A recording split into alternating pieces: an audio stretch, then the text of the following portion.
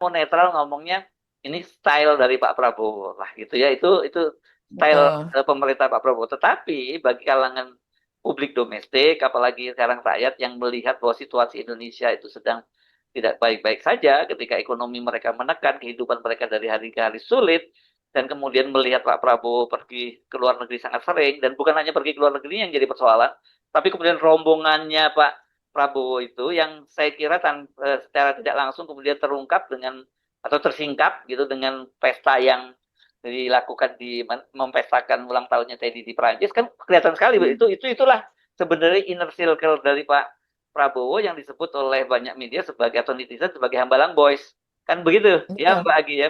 Nah orang kemudian berpikir apa kira-kira fungsinya anak-anak ini ya gitu kan itu kan bocil-bocil ya kebanyakan Mbak Agi ya di situ ya Iya, masih generasi milenial mungkin ya ya. Saya tidak ya tahu apakah masih ada atau yang Gen Z masuk jangan-jangan bukan Gen generasi Z milenial iya ya ya di bawah 30 tahun atau maksimal 30 tahun begitu ya. Ya, eh, ini membuat apa ya kegalauan Mas Hersu memang perjalanan Prabowo yang sering kali melakukan perjalanan ke luar negeri ini. Coba kita lihat ya. Ini bahkan menyebabkan tulisan Prabowo di akun X-nya ketika dia masih berada di oposisi begitu ya masih menjadi oposisi dan belum menjadi presiden tahun 2014.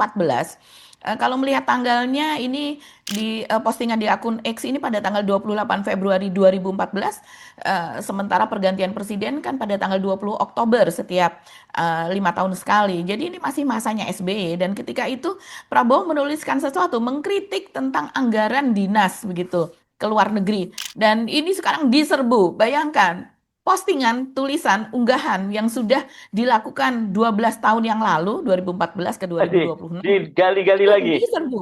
Digali lagi Mas Ersu, di digging begitu ya. Nah, tapi ini wajar sih ya. Dengan baru saja ke Perancis, kemudian 9 hari atau 10 hari kemudian ada pengumuman akan ke Perancis lagi begitu.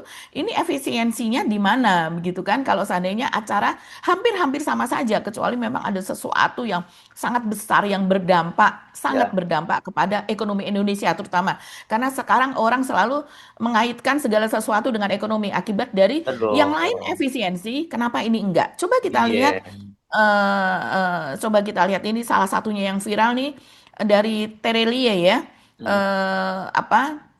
menyikapi soal ini, soal postingan Prabowo 12 tahun yang lalu ini banyak sekali ini